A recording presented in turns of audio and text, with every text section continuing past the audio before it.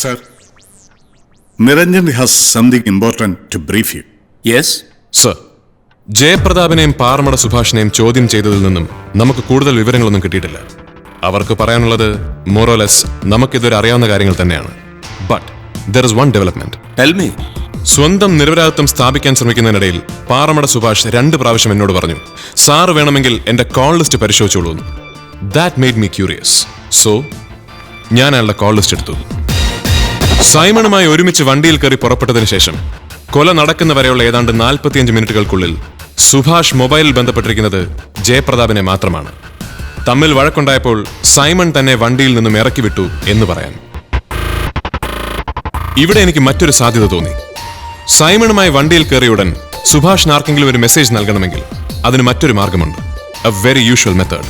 ആരെയാണോ അലേർട്ട് ചെയ്യേണ്ടത് അയാളുടെ ഫോണിലേക്ക് ഒരു മിസ്ഡ് കോൾ കൊടുക്കുക. ഡയൽ ചെയ്ത് 1-2 റിങ്ങുകൾക്കുള്ളിൽ കട്ട് ചെയ്യുന്ന കോളുകൾ കോൾ ലോഗിൽ ഒരിക്കലും റിഫ്ലക്ട് ചെയ്യില്ല. പക്ഷേ സെൽ പ്രൊവൈഡർ സെർവറിലെ ലോഗ് ഫോൾഡറിൽ 14 ദിവസം വരെ അത്തരം ഡേറ്റ അവൈലബിൾ ആണ്. സുഭാഷിന്റെ സെല്ലിന്റെ ഒരു ഡീറ്റെയിൽ ലോഗ് സൈബർ സെല്ലിൽ നിന്നും നമുക്ക് ലഭിച്ചിട്ടുണ്ട്.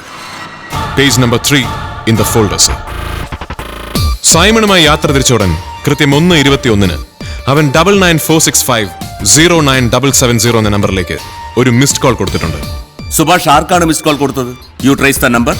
Yes sir. RDX Anil, a high profile criminal. അയാളുടെ കേരള മൊബൈലിലേക്കാണ് സുഭാഷ് വിളിച്ചത്. സർ, കോറികളിൽ സ്ഫോടക വസ്തുക്കൾ എത്തിച്ചു കൊടുക്കുന്ന ഒരു ഇല്ലീഗൽ ട്രാൻസ്പോർട്ടറായിട്ടായിരുന്നു അവന്റെ തുടക്കം. പിന്നെ ഈ ഗ്രൂപ്പ് രാമേശ്വരം വഴി ശ്രീലങ്കയിലേക്ക് RDX കടത്തി തുടങ്ങിയതോടെയാണ് RDX അനിൽ എന്ന വിളിപ്പേര് വീണത്.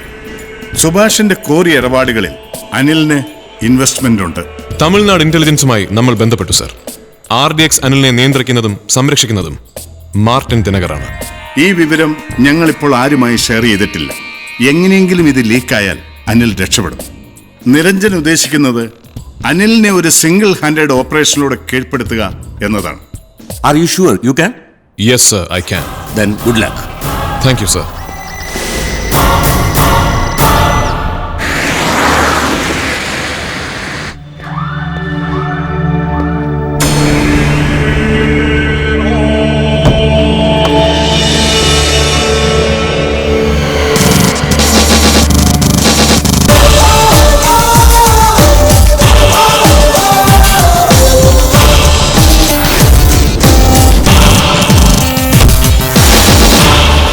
You are taken. Come with me.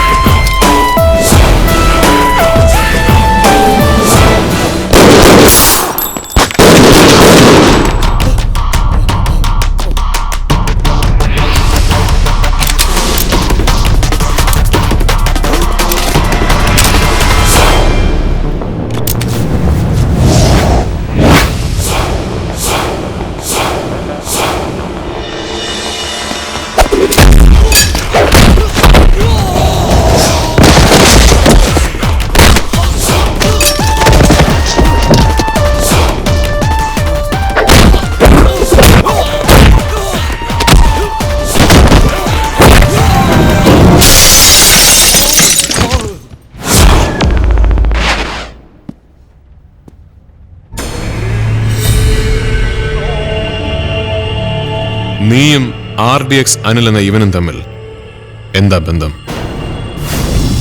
ഉത്തരം പറയുന്നതാണ് സുഭാഷ് നിനക്ക് നല്ലത്. അല്ലെങ്കിൽ ഇനി ഇവൻ ഉൾപ്പെട്ട പല കേസുകളിലും നിന്റെ പേര് കൂടി കാണും. ഞാൻ പറയാം സാർ, ഞാൻ കോറി ബിസിനസ് തുടങ്ങിയപ്പോൾ ലൈസൻസ് ഇല്ലാതെ വെടിമരുന്ന് എത്തിച്ചു തന്നിരുന്നത് അനിൽ ഭായി ആണ്. അന്ന് മുതലുള്ള അടുപ്പമാണ്. അതിനുശേഷം പല ബിസിനസ്സും ഞങ്ങൾ ഒരുമിച്ച് ചെയ്തിട്ടുണ്ട്. ബിസിനസ് എന്ന് പറഞ്ഞാൽ കൊട്ടേഷൻ, ഭൂമി പിടുത്തം, ഹവാല, പിന്നെ രാമേശ്വരം വഴി ആയുധം കടത്തൽ അല്ലേടോ? കൊല നടന്ന രാത്രി ജയപ്രതാപിനെ ഒഴിവാക്കി സൈമണുമായി അയാളുടെ ഫാം ഹൗസിലേക്ക് യാത്ര പുറപ്പെട്ടത് വ്യക്തമായ ഉദ്ദേശത്തോടു കൂടിയായിരുന്നു, അല്ലേ? ശരിയാണ് സർ. ഇവനാണ് സൈമണുമായി ആദ്യം പോയിക്കോളാം എന്ന് പറയുന്നത്.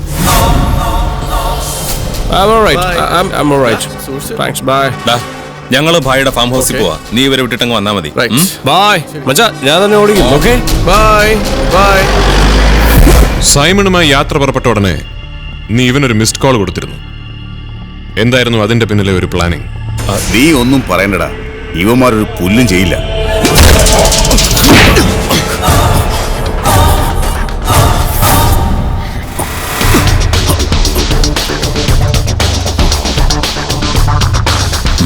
പറയാം സാർ. ഞങ്ങൾ പുറപ്പെട്ട വിവരം വഴിയിൽ കാത്തുനിന്ന് അനിൽബായി അറിയിക്കാനാണ് ഞാൻ മിസ് കോൾ കൊടുത്തത്. പിന്നീട് നടന്നത്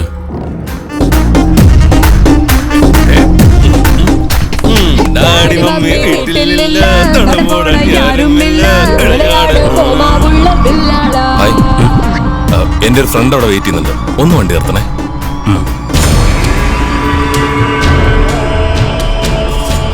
ആ അതെ.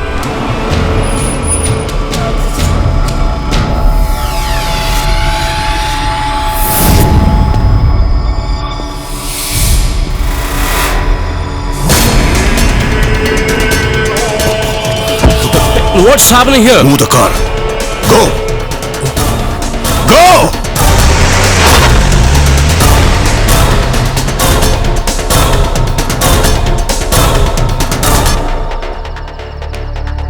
ഹലോ ജയ്, നീ പുറപ്പെട്ടോ?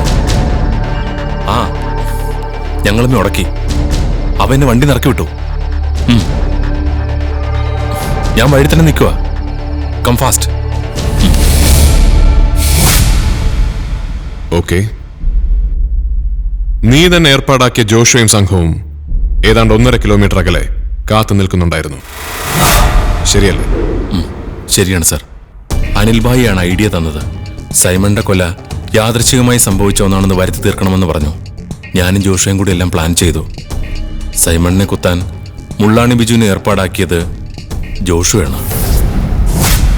സാറ് പറഞ്ഞതുപോലെ ജോഷുവും ഗാങ്ങും ഞാൻ ഇറങ്ങിയ സ്ഥലത്തിന് 1.5 കിലോമീറ്റർ അപ്പുറം കാത്തു നിൽക്കുന്നുണ്ടായിരുന്നു. Drive on.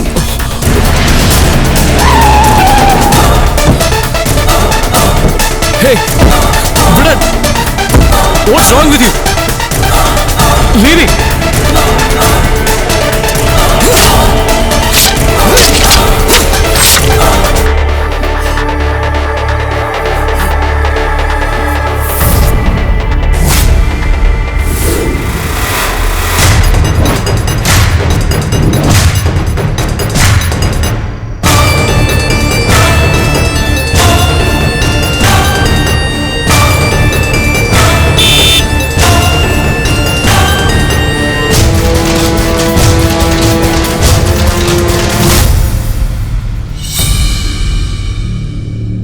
അപ്പോൾ സൈമൺ ഒരു ബൈക്ക് ഇടിച്ച് വീഴ്ത്തിയതും നീയും ഗാങ്ങും അയാളെ ഫോളോ ചെയ്തതും മുള്ളാണി ബിജു ഒരു ആവേശത്തിന് കയറി അയാളെ കുത്തിയതും ഒക്കെ വെറും കെട്ടുകഥ അല്ലേ?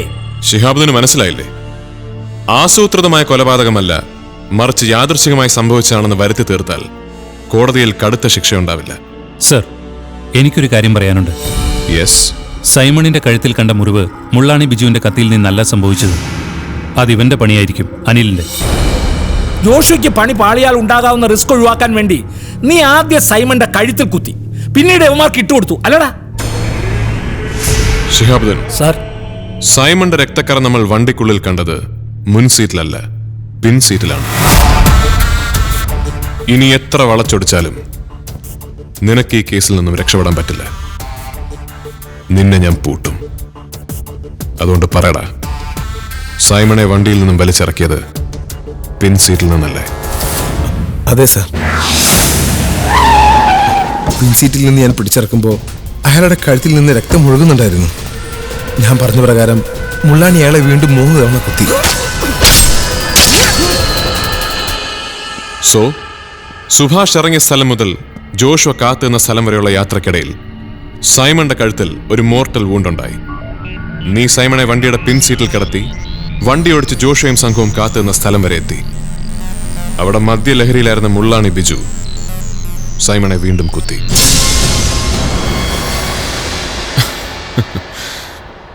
This is a stunningly intelligent crime. ഇതിന്റെ പുറകിലെ സൂപ്പർ ബ്രെയിൻ ആരാണെന്ന് എനിക്കറിയാം. The man behind you. Prove it in the court. Yes, I will. I'm going to take him and rip him apart. Your demigod, the one and only Martin Dinagar.